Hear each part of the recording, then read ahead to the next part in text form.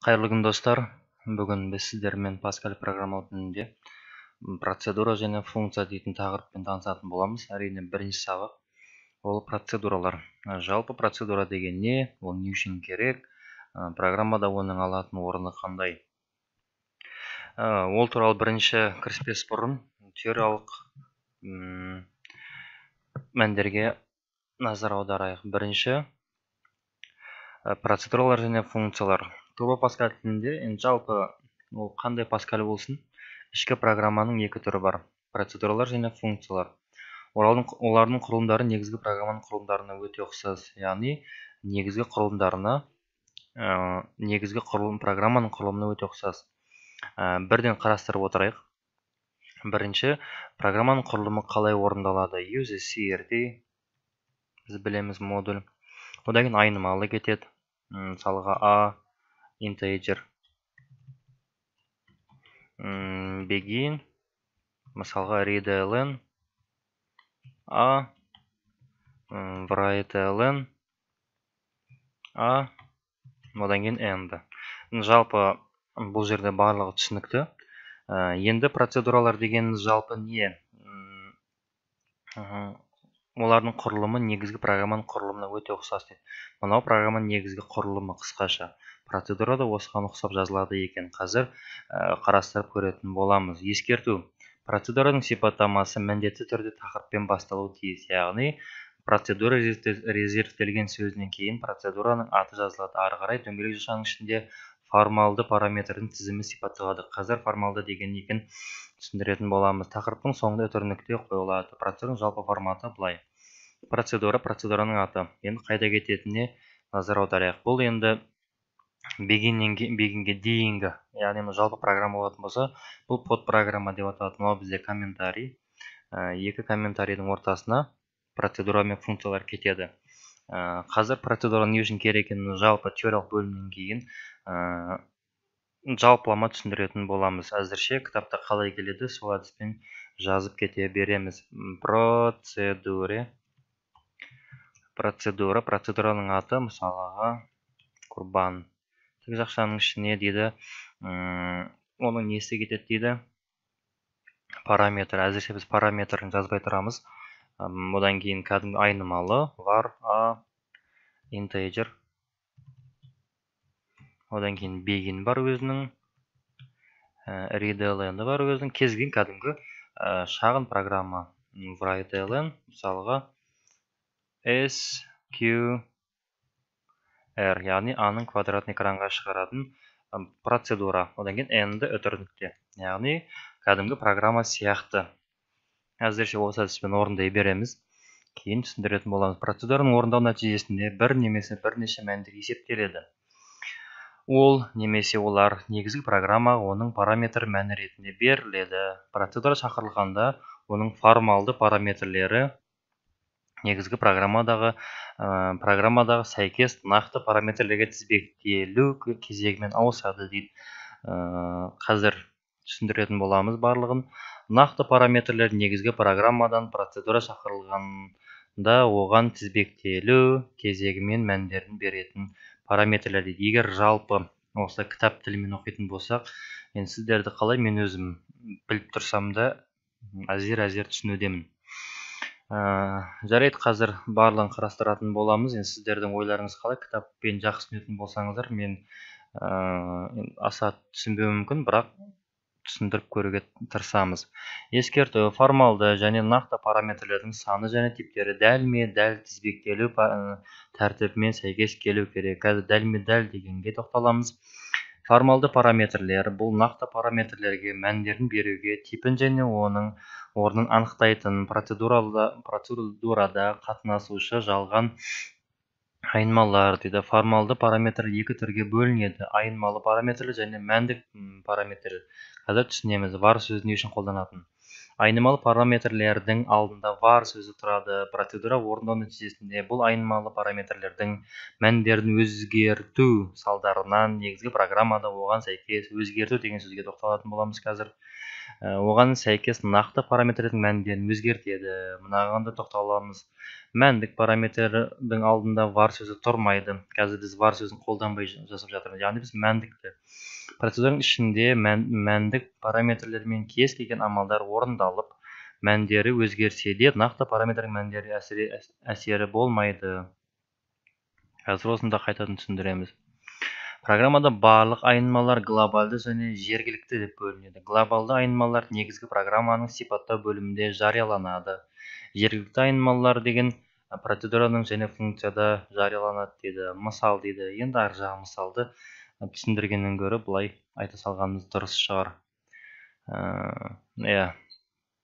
Ал енді қысқаша болдық. Енді процедураның не екенін түсіндірместен бұрын бірінші нақты қалай қолданып жатқанын түсіндіріп алайық.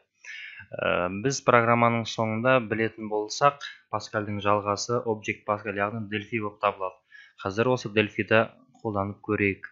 Не болып жатыр процедураның бұл жердегі негізгі қызметі қандай екен. Одан кейін кішкене түсінікті болар, ары қарап нақты бір есептер шығару арқылы түсіндіретін боламыз. Енді созып жіберуі мүмкін видеоны, но олсыз амал жоқ. Мойындау керек. Жалпы бұл жерде не екен бәрі білетін шығар. Кнопканың өзі процедурадан тұрады. Оның денесі бар, end сөзі бар. Мынау end біздің Паскальдағы мынау end'іміз. Мына var'ымыз біздің Паскальдағы мына var.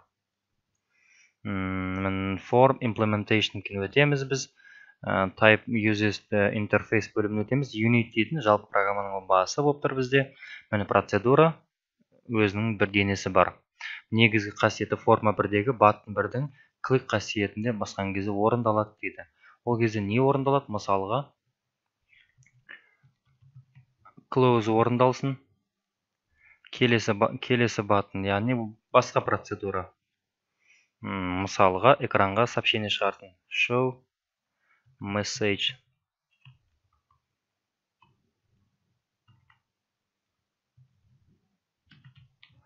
Сәлем. Енді компиляцияға жібереміз. Міне программада ешқандай әрекет орындалған жоқ. Ол не деген сөз? Процедуралар орындалады тек қана сол әрекет шақырылғанда ғана, яғни басу дегенменде оны шақыру. Button 2-ні басатын болсам, міне процедура қызметін атқарды. Мына кнопканы басатын болсам, процедура қызметін атқарып программаны жауып жіберді. Ол не деген сөз? Жалпы процедура мен функциялар есептің қай бөлімінде қолданады? Енді қысқаша өзіміздің теориямыз айта кетейік. Процедуралар жалпы подпрограмма деп аталады. Енді орысшасы ол не деген сөз? Мысалға программа көп қатарлардан тұруы мүмкін. Соның ішінде белгілі бір әрекеттерді көп қайталай беретін болсақ, мысалға бір санның екі санның қосындысын табатын деп ала берейік бізде.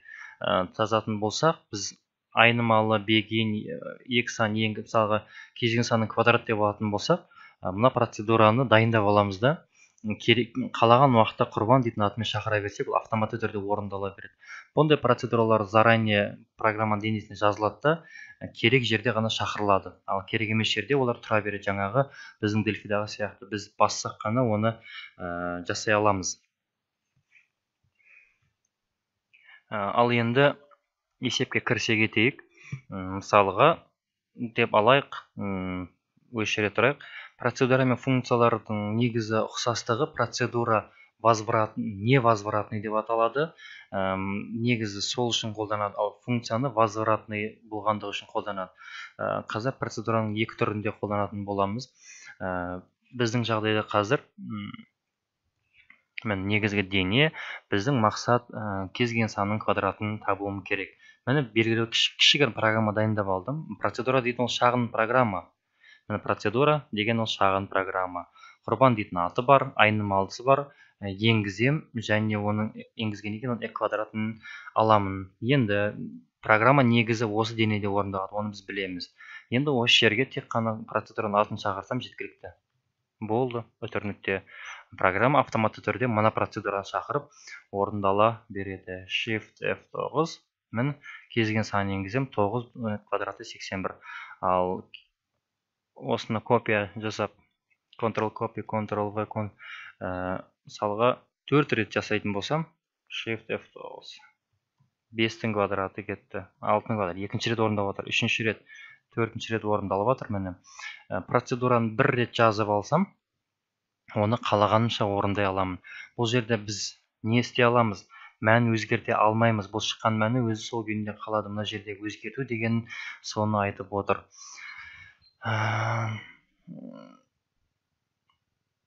Мәндерін өзгерсе, нақты мәндерге әсері болмайды. Мына процедураның ішіндегі var сөз тұрған жоқ. Сол үшін бізде процедураның ішіндегі мәндер өзгерсе де, программаның ішінде олар өзгеріске ұшырамайды.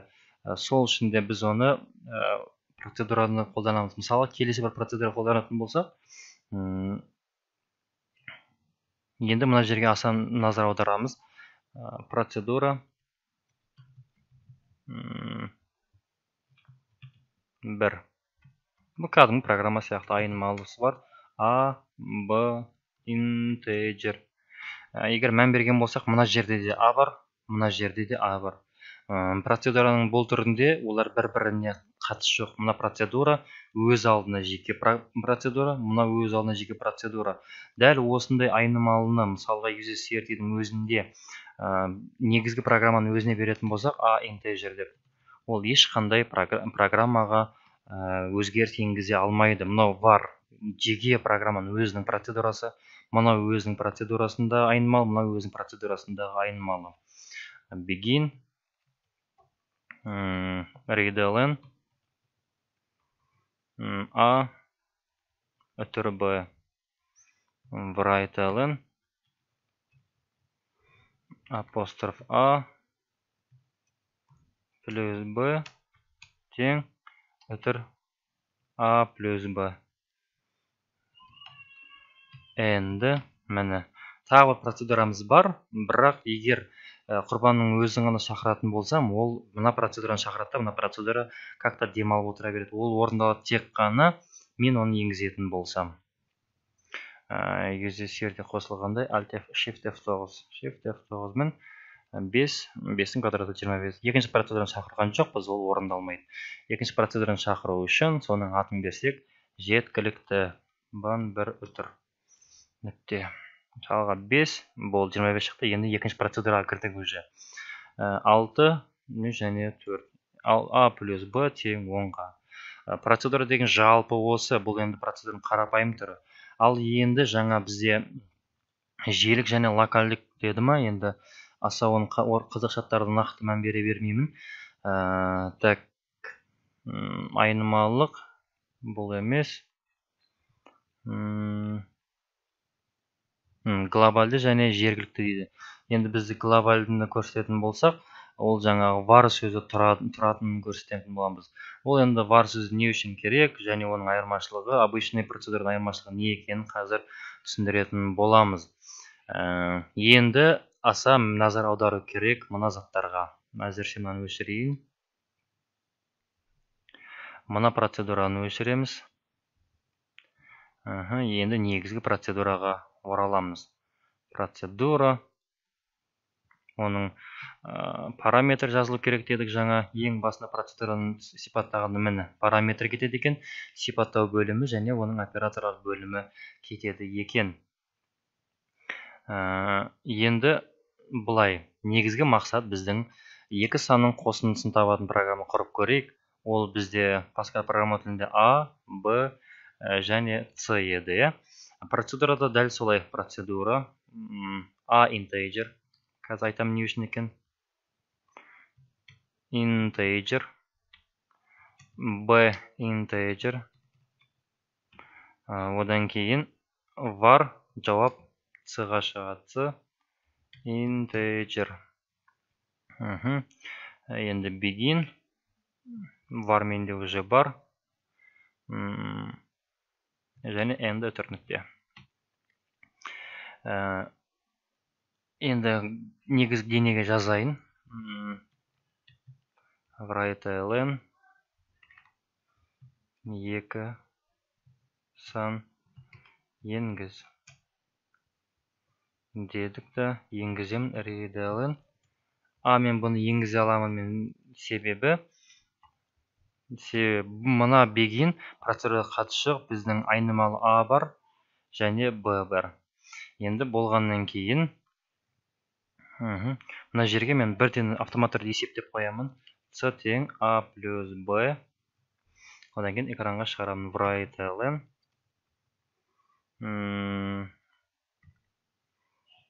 2 санның қосындысы тең үтір с-да жатыр. Енді мына жерде енгізілген сандар жоқ. Ешқандай сан енгізілмеген.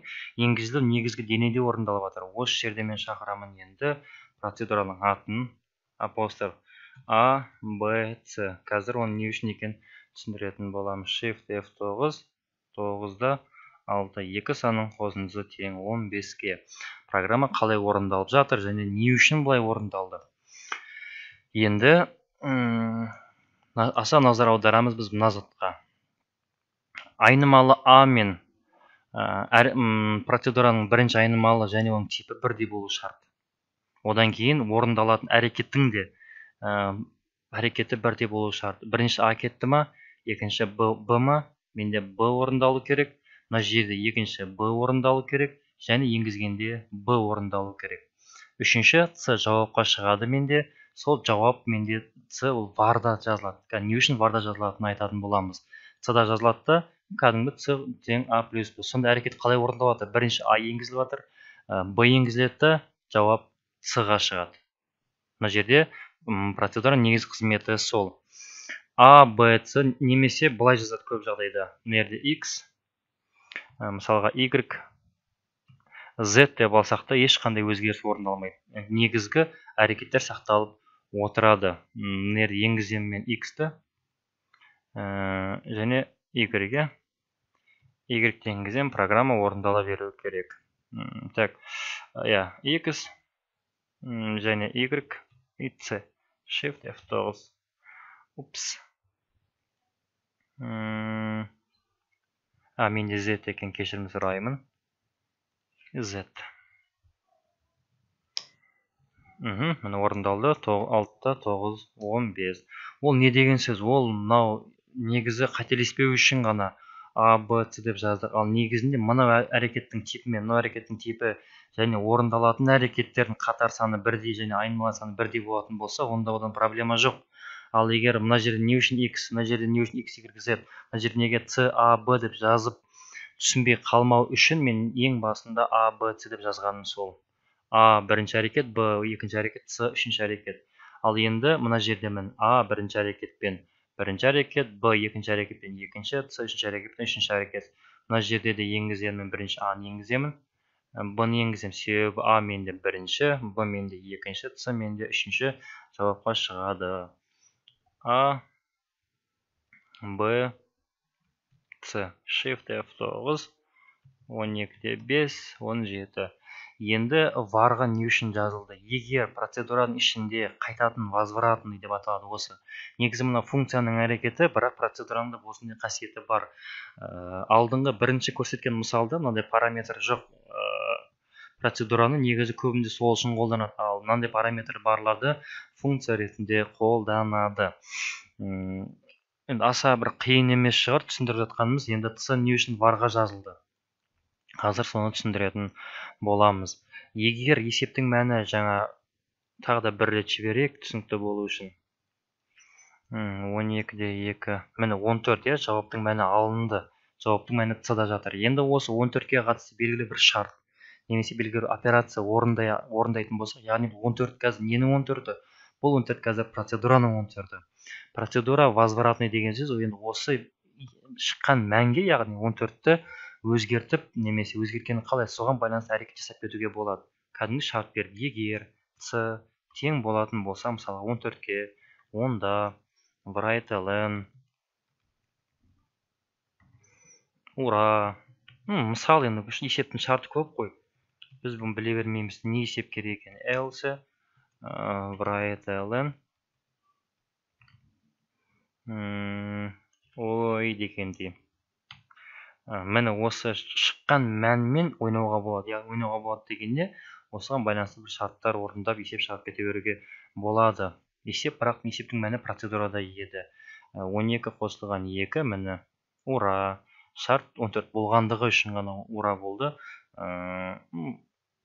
Енді бұлай кішкене түсінікті шығар. Тағы не айта аламыз? ABC өтір D деп алайық. Одан кейін тағы да var алайық. Осымен бірге var D integer дедік. Қазір не болатын көреміз. Так, C кетті. Енді D-ны алам. D тең A минус B. Өтір нүкте. Екі санның қосындысының орнына кетеді. Екі санның айырмасы.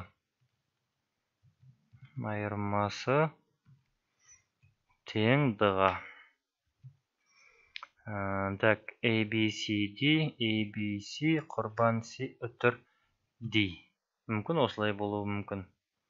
Бірінші шығарып көреміз. Shift F9 мәні әрине дұрыс. 25-те 5, 2 санның қосындысы 30, 2 санның айырмасы 20. Енді шартты қалай орындауға? Шарт осы екеуімен де ойнап кетуге болады. Егер C тең болатын болса D-ға, онда тең бола ма, болмай ма? Болмайтын шығар, енді көреміз. Right-лен. Енді осыған ұқсаған бір кез келген шарт беруге болады. Онда тұрған ештеңе жоқ. 2 сан қосындысы мен айырмасы тең болу үшін білмейміз енді 15. 15-ке 5-ті қоссам 20, алсам 10.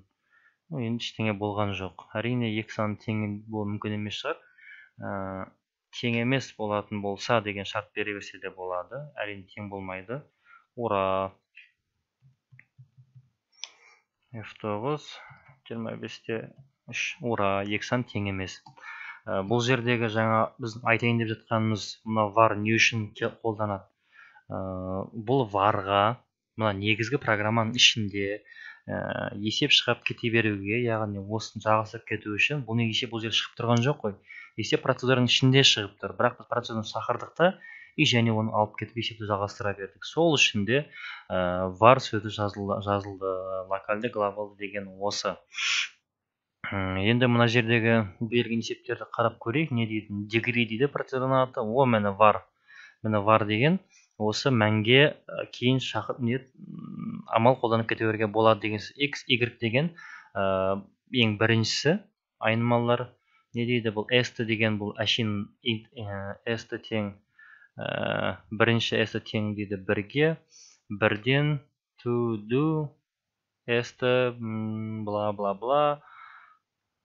Кейін негізгі программада қалай шақырған көрейік.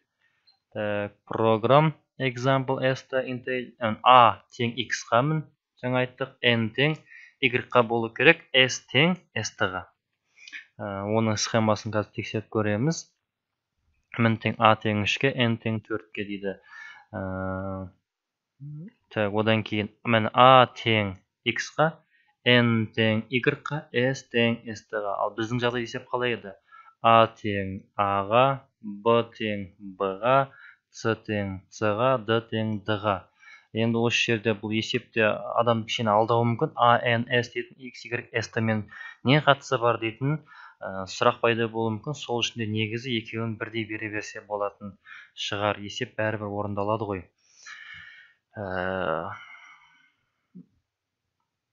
Әзірше берілген есептер бар. Мына жерге шығарам дейтін болса, ешқандай қиындығы жоқ. Әрекеттің қалай орындалатын бірінші не енгізіледі, одан кейін не шығып жатыр, соған байланысты шығарып кете беруге болады. Ешқандай бір қиын тақырып емес шығар.